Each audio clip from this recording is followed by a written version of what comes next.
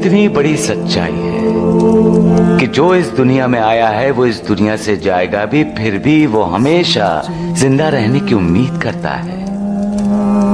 उस मालिक ने इंसान को ये शरीर रूपी कवच दिया है, इसमें आत्मा अपनी जगह बनाए हुए है।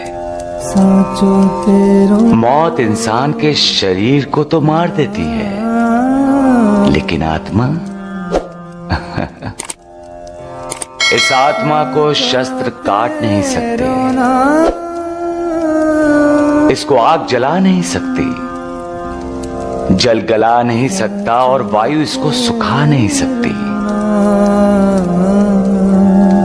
इसीलिए साधु संत कहते हैं, इस सत्य को जानो और स्वीकार करो।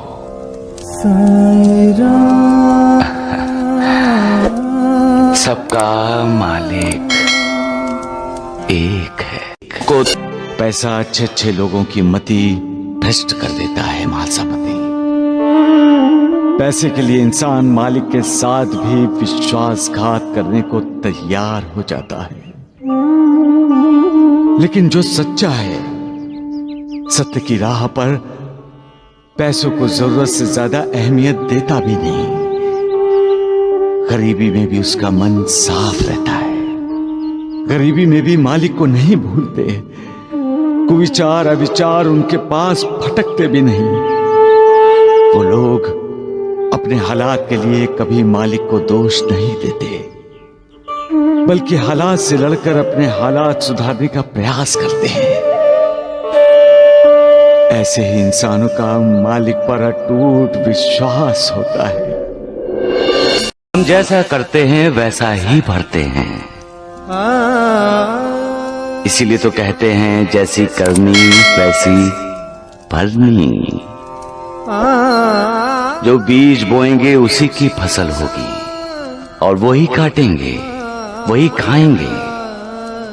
प्यार करो प्यार मिलेगा, आदर करोगे आदर मिलेगा, और अपमान करोगे तो मान कैसे मिलेगा? कभी नहीं मिलेगा।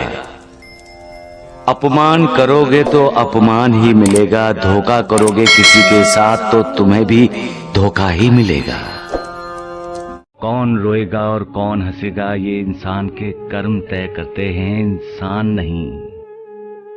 कर्म अच्छे होंगे तो वो हंसता है, मुस्कुराता है, खुश रहता है और दूसरों को भी खुश करने की कोशिश करता है।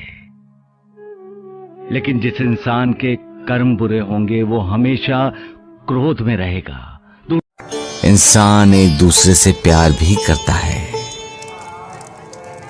कभी कभी एक इंसान दूसरे इंसान को जानता तक नहीं, फिर भी मिलते ही दोनों की आंखों में प्यार उभर आता है। ऐसा लगता है जैसे वर्षों पुरानी पहचान है।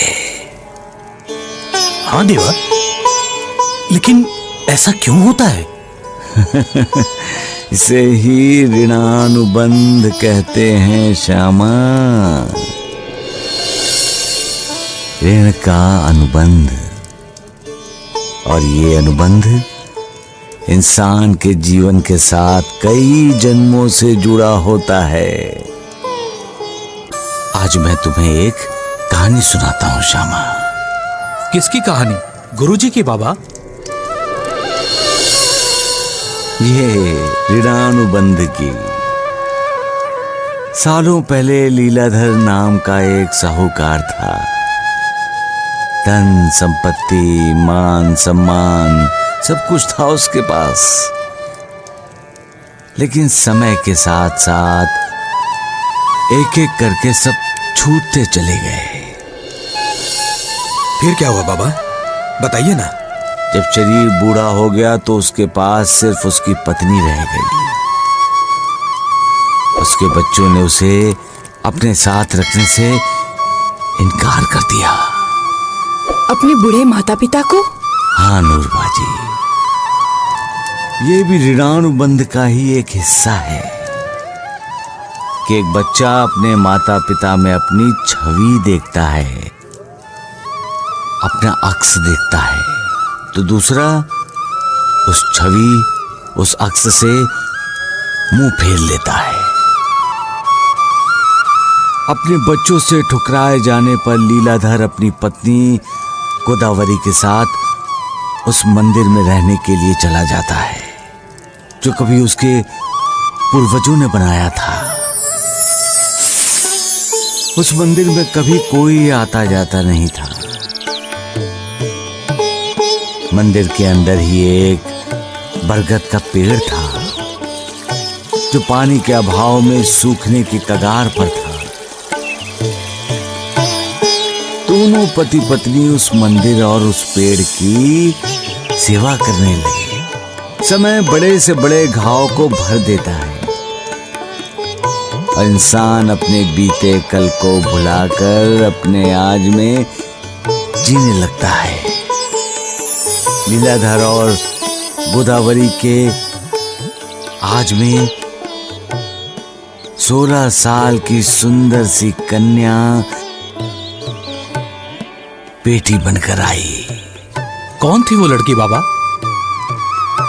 ये ना लीलाधर जान पाया और ना ही गोदावरी। दोनों को वो लड़की इतना ही बता पाई कि उसके माता पिता अब जीवित नहीं हैं। लीलाधर और गोदावरी ने उसे अपनी पुत्री मानकर अपना सारा प्यार उस पर निछावर कर दिया।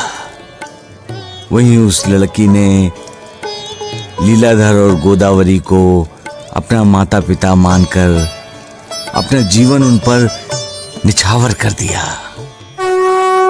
वो बच्ची उस मंदिर की एक तरह से देवी बनकर आई थी। उसके आते ही मंदिर में लोगों का तांता लगना शुरू हो गया।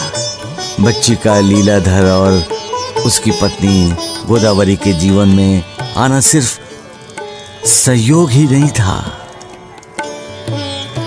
बच्ची का उन दोनों के जीवन में आना उस मालिक की बनाई हुई उसी ऋणानुबंध का एक हिस्सा था